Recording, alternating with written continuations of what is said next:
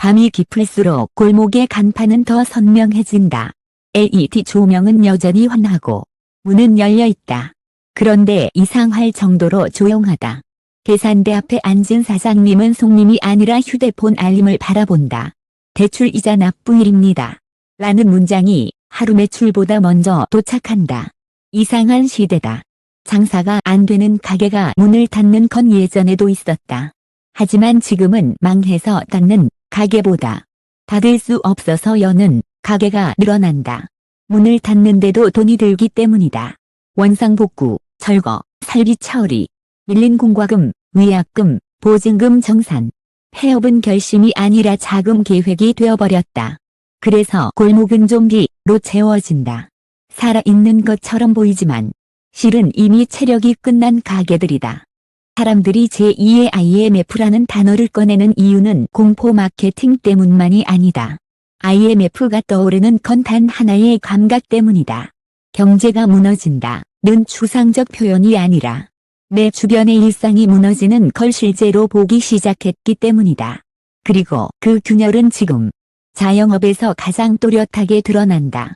최근 몇 년 사이 자영업 현장은 겉으로는 정상 영업처럼 보이지만 속은 부채로 꺼져 들어가는 구조가 빠르게 확산됐다.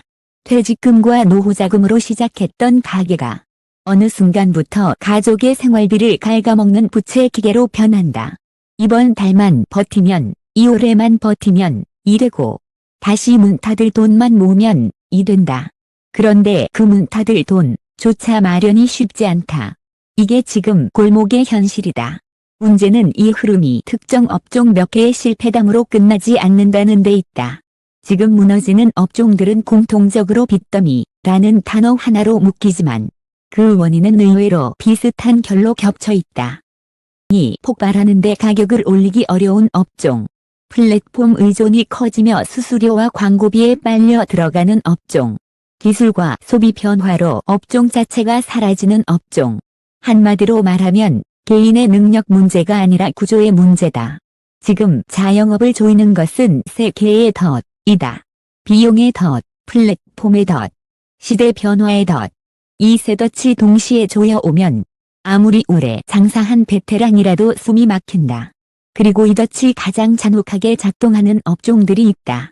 지금부터 살펴볼 9개 업종은 단순히 힘들다 수준이 아니다. 장사를 하면 할수록 빠져나갈 출구가 줄어드는 형태로 무너지고 있다. 불을 켜는 순간 적자가 시작되는 곳, 에너지 고정비의 덫. 목욕탕은 동네의 따뜻한 기억이다. 겨울밤 뜨거운 물에 몸을 담그던 장소, 가족이 함께 가던 공간, 이웃이 인사를 나누던 생활의 중심이었다. 그런데 목욕탕이 무너지는 방식은 너무 현실적이라 더 잔인하다. 목욕탕의 본질은 서비스업이 아니라 에너지 산업에 가깝다. 물을 데우고 사우나를 돌리고 실내 온도를 유지한다. 손님이 많든 적든 기본적으로 불을 켜는 순간 비용이 생긴다. 에너지 비용이 뛰면 목욕탕은 바로 흔들린다. 문제는 가격을 올리기 어렵다는 점이다. 목욕탕의 주요 고객층은 가격에 민감한 경우가 많고 목욕탕이라는 서비스는 매일 필수가 아니라 선택적 소비로 이동하기 쉽다. 1. 영원을 올리는 순간 단골이 끊기는 일이 실제로 벌어진다. 결국 목욕탕은 가격을 올리면 손님이 줄고 가격을 못 올리면 비용에 눌린다. 는 딜레마에 갇힌다. 더 무서운 건 목욕탕은 접기도 어렵다는 사실이다. 철거가 단순 인테리어 수준이 아니다. 보일러, 배관, 타일, 환기시설, 방수 구조물. 폐업은 가게를 닫는 일이 아니라 건물을 뜯어내는 일이 된다. 그래서 목욕탕은 흔히 망해서 닫는 게 아니라 닫을 돈이 없어서 버틴다. 는 말로 설명된다. 장사가 끝났는데도 문이 열려있는 이유가 여기 있다. 주유소는 한때 안정적인 자영업의 상징이었다. 땅만 있으면 먹고 사는 업종, 지역의 필수 인프라. 하지만 지금 주유소는 이중의 압박을 받는다. 하나는 마진의 축소다. 경쟁이 심해지고 가격 비교는 실시간이 됐고 소비자는 더 민감해졌다. 원가에 가까운 가격 경쟁이 반복되면서 팔아도 남는 게 적다. 그런데 주유소를 더 공포로 만드는 건 폐업의 비용 구조다. 주유소는 사업을 접을 때 단순히 간판을 내리는 게 아니라 토지의 위험까지 떠안게 될 수 있다. 토양 오염 문제, 정화 비용, 조사 비용, 어떤 경우에는 상상하기 힘든 규모의 비용이 언급된다. 그 순간 주유소는 사업이 아니라 부채가 된다. 팔고 싶어도 매수자가 꺼리고 접고 싶어도 비용이 막는다. 팔아도 지옥, 닫아도 지옥이 된다. PC방은 시대의 아이콘이었다. 한때는 젊은 세대가 모이는 문화 공간이었고 강국의 상징이기도 했다. 그런데 지금 PC방은 고정비의 압박이 너무 강해졌다. 고사양 컴퓨터를 수십 대, 어떤 곳은 100대 가까이 돌린다. 냉난 방비와 전기 요금은 자연스럽게 치솟는다. 여기에 회설료, 게임 라이선스, 업그레이드 비용이 끊임없이 붙는다. 장비는 시간이 지날수록 가치가 떨어지는데 교체를 멈추면 손님이 떠난다. 투자하지 않으면 망하고 투자하면 더 깊이 들어간다. 는 구조다. 수요 측면도 변했다. 게임 소비가 모바일로 분산되고 젊은 인구 구조 자체가 줄어드는 흐름은 PC방에 불리하게 작동한다. 더 이상 PC방이 필수가 아닌 세대가 늘어나면 PC방은 고정비가 큰 선택제를 팔아야 하는 업종이 된다. 경기와 무관하게 구조적으로 흔들리는 이유다. 이 세 업종의 공통점은 분명하다. 비용은 자동으로 올라가는데 매출은 자동으로 오르지 않는다. 가격을 올리기는 어렵고 고정비는 빠져나갈 틈이 없다. 그리고 폐업은 탈출이 아니라 더 큰 비용 이벤트가 된다. 그래서 이 업종들은 빚더미 위에 앉기 시작하면 내려오는 게 점점 어려워진다. 일을 내가 하고 이익은 딴 곳으로 플랫폼 수수료의 덫. 김밥과 분식은 서민 음식이라는 이름으로 사랑받는다. 그런데 그 사랑이 때로는 족쇄가 된다. 재료가 오른다고 해서 그만큼 가격을 올리기 어렵기 때문이다. 기름, 채소, 달걀, 참기름, 햄. 원가가 조금만 흔들려도 체감은 크다. 하지만 소비자에게 김밥 가격은 민감한 지표다.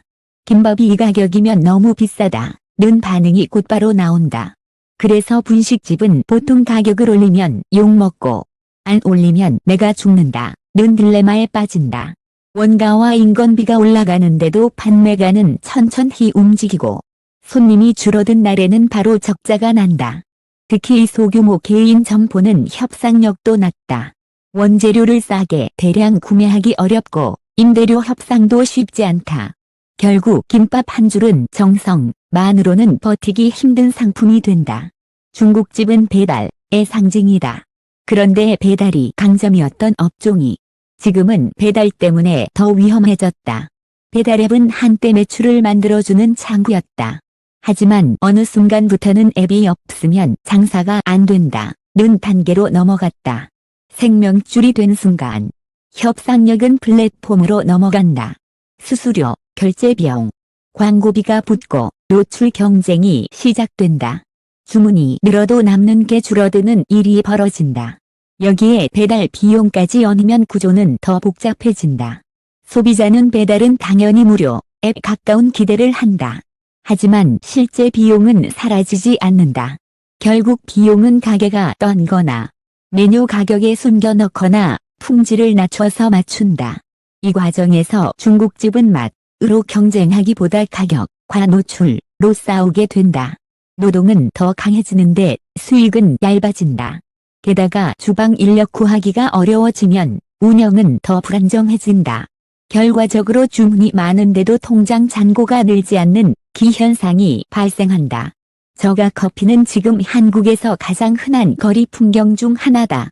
몇 걸음마다 커피 매장이 있다. 1,500원. 영원대 아메리카노는 이제 일상제가 됐다. 그런데 저가커피 시장이 커질수록 그 안에서 가장 취약해지는 건 현장 운영자다. 저가커피는 회전율로 승부하는 모델이다. 손님이 많아야 한다. 하지만 손님이 많아지면 인건비, 임대료, 재료비, 소모품 비용이 함께 뛴다. 특히 프랜차이즈 구조에서는 본사와 가맹점의 수익 배분 문제도 불거진다. 본사는 규모로 성장하지만 가맹점은 얇은 마진 위에서 하루 12물결 13시간을 버틴다. 매장이 늘수록 경쟁은 더 치열해지고 같은 브랜드가 들어서도 막기 어렵다. 그러면 결국 싸게 팔아야 해서 남는 게 없는데 싸게 팔지 않으면 손님이 안 오는 구조에 갇힌다. 이 세 업종이 보여주는 공통점은 분명하다. 노동은 현장이 하고 비용 부담도 현장이 진다. 그런데 돈의 흐름은 다른 곳으로 빠져나간다. 플랫폼, 광고, 수수료, 임대료, 공급망. 매출이 늘어도 이익이 늘지 않는 구조가 고착되면 빚은 빠르게 쌓인다. 그리고 빚이 쌓이는 순간 사업은 더 이상 선택이 아니다. 빚을 갚기 위한 생존 노동이 된다. 열심히 해도 지는 게임, 업종이 사라지는 시대 변화의 덫. 동네 카센터는 오랫동안 지역 경제의 뼈대였다. 소모품 교체, 엔진오일, 벨트, 냉각수, 미션오일. 자동차를 타는 사람이라면 주기적으로 찾을 수밖에 없는 곳이었다. 그런데 전기차 시대는 정비의 패러다임을 바꾸고 있다. 전기차는 구조적으로 소모품이 적고 전통적인 정비 항목이 줄어든다. 브레이크 패드는 회생제동으로 마모가 줄고 엔진오일 교체 같은 핵심 매출이 사라진다. 게다가 자동차는 점점 소프트웨어가 된다. 단순한 수리보다 진단과 모듈 교체, 전자 제어가 중요해지고 그에 맞는 장비와 교육이 필요하다. 장비는 고가이고 업데이트는 빠르다. 동네 카센터가 개인 투자로 따라잡기에는 부담이 커진다. 결국 숙련과 성실만으로 버티던 업종이 기술 격차 때문에 무너질 위험에 놓인다. 공인중개사는 한때 지역의 정보를 쥔 사람이었다. 어떤 아파트가 언제 올랐는지, 어디가 급매인지, 동네의 진짜 시세는 어디에 있는지, 정보의 비대칭이 곧 힘이었다. 하지만 지금은 앱을 열면 실거래가가 나오고 매물 정보가 흘러다닌다. 사람들은 스스로 비교하고 판단한다. 중개사의 정보 독점은 약해진다. 여기에 거래량이 줄어드는 시기가 겹치면 충격은 더 커진다. 중개사는 거래가 있어야 수익이 발생한다. 그런데 고금리, 경기 둔화, 시장 불확실성으로 거래가 줄어들면 매출은 제로에 가까워질 수 있다. 그럼에도 사무실 월세와 관리비는 나간다. 결국 중개사는 거래가 없을수록 비용이 더 무겁게 다가오는 업종이 된다. 그리고 지역마다 사무실은 많아 공급 과잉이 되면 경쟁은 더 극단화된다. 동네 옷가게는 온라인 쇼핑이 본격화되면서 가장 먼저 흔들린 업종 중 하나다. 이제 소비자는 매장에서 옷을 만져보고 입어보고 거울 앞에서 사진을 찍고 온라인에서 더 싼 가격을 검색한다. 오프라인 매장은 판매 공간이 아니라 체험 공간으로 이용되는 경우가 늘었다. 운영자는 시간을 써서 응대하지만 매출은 온라인으로 넘어간다. 최근에는 해외 직구 플랫폼의 확산까지 겹치며 가격 경쟁이 사실상 불가능해졌다. 비슷한 디자인이 훨씬 싼 가격으로 유통되면 동네 매장은 재고 부담만 커진다. 재고는 곧 자금이 묶인다는 뜻이고 자금이 묶이면 부채 의존이 늘어난다.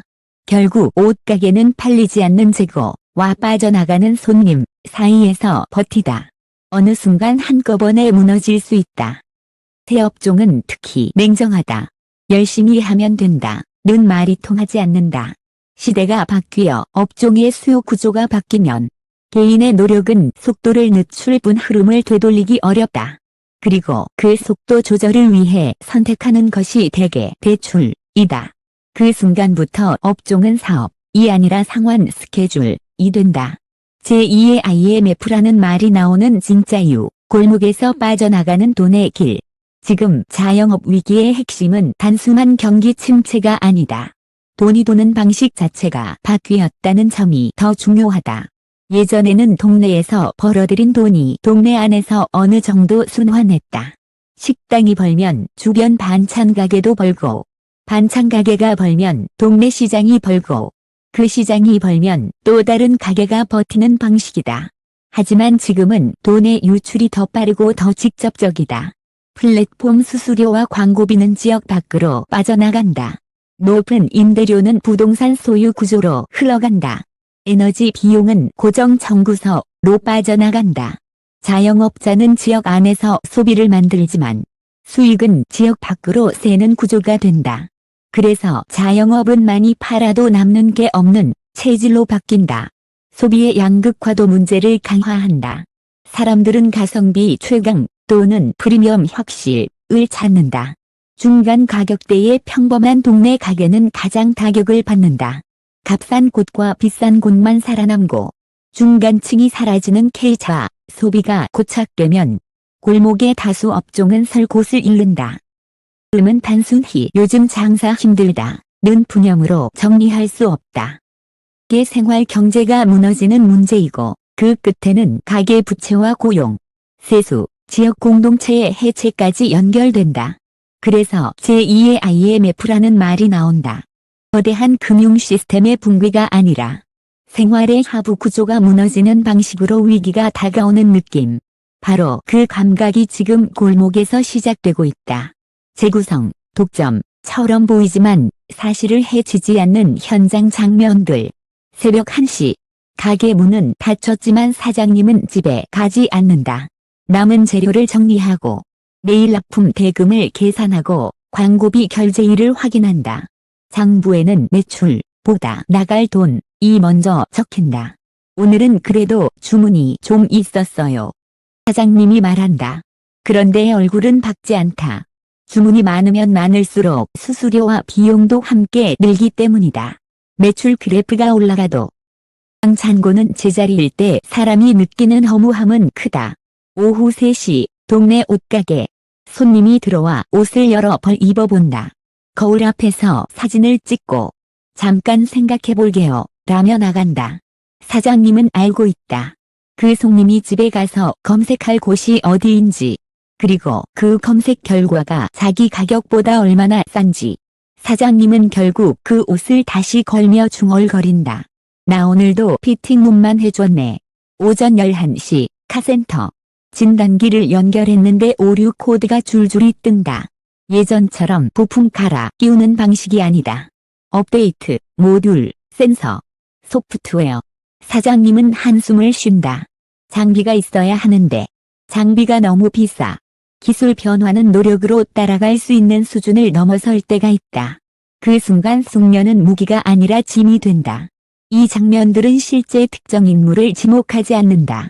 하지만 많은 골목에서 비슷한 장면이 반복된다. 그래서 이 이야기는 누군가의 특수한 실패가 아니라 지금의 구조가 만든 집단적 현상으로 읽혀야 한다. 지금 필요한 질문, 내가 창업하면 살아남을 수 있나? 가 아니라 내가 그 구조를 견딜 수 있나? 여기서 가장 위험한 오해가 있다. 이 업종은 끝났으니 다른 업종 하면 된다. 는 생각이다. 하지만 지금 위기의 핵심은 업종 선택보다 구조, 다. 비용의 덫, 플랫폼의 덫. 시대 변화의 덫은 업종을 바꾸어도 따라온다. 업종은 비용 덫이 강하고 어떤 업종은 플랫폼 덫이 강하며 어떤 업종은 시대 덫이 강할 뿐이다. 그래서 창업의 질문은 바뀌어야 한다. 무엇을 할까 보다 이 업종이 어떤 덫에 걸리는가를 먼저 봐야 한다. 에너지 의존이 큰 업종이라면 비용이 조금만 흔들려도 생존이 위태롭다. 플랫폼 의존이 큰 업종이라면 매출이 늘어도 이익이 늘지 않을 수 있다. 기술 변화가 빠른 업종이라면 일정 시점 이후에는 개인의 노력으로 따라잡기 어려운 벽이 생길 수 있다. 무엇보다 폐업 비용이 큰 업종은 진입 자체가 위험해진다. 나가려면 돈이 필요한 업종은 사업이 실패했을 때 손실이 단순히 매출 감소가 아니라 탈출 불가능의 형태로 커질 수 있기 때문이다. 이 점을 모르고 들어가면 창업은 투자나 도전이 아니라 잠재부채 계약이 된다. 결론, 제2의 IMF는 하루아침에 가 아니라 조용히 온다. IMF는 기억 속에서 강렬하다. 환율, 구조조정, 거리의 실업자, 금 모으기. 그러나 우리가 잊기 쉬운 건 IMF는 어느 날 갑자기 터졌지만 그 전조는 이미 곳곳에 쌓여 있었다는 사실이다. 지금도 마찬가지다. 뉴스 헤드라인이 아니라 골목의 조용한 변화가 전조다. 문을 닫지 못해 문을 여는 가게들. 매출이 늘어도 이익이 늘지 않는 구조. 변화로 수요가 사라지는 업종. 폐업 자체가 거대한 비용이 되는 현실. 이 모든 것이 합쳐지면 실패가 아니라 사회적 징후가 된다. 지금 무너지는 9개 업종은 단지 시작일 수 있다. 비용의 덫은 에너지 가격과 임대료, 인건비가 움직이는 한계 속 작동할 것이다. 플랫폼의 덫은 디지털 유통과 광고 구조가 바뀌지 않는 한강해질 것이다. 시대 변화의 덫은 기술 발전이 빠를수록 더 잔인해질 것이다. 그래서 이 기사는 단순히 어느 업종이 힘들다는 리스트가 아니다. 지금 한국의 생활 경제가 어떤 방식으로 무너질 수 있는지 그 신호를 기록한 경고다. 제2의 IMF라는 말이 너무 과장처럼 들릴 수도 있다.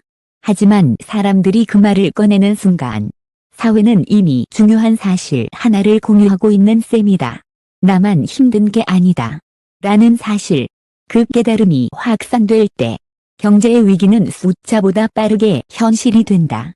당신의 동네는 어떤가? 오늘 밤 불이 켜진 가게들은 정말 살아있는가? 아니면 다들 돈이 없어서 열려있는가? 이 질문에 답하는 순간 우리는 지금의 위기를 남의 이야기가 아니라 현재 진행형의 사회로 보게 된다. 그리고 그때부터가 진짜 시작이다.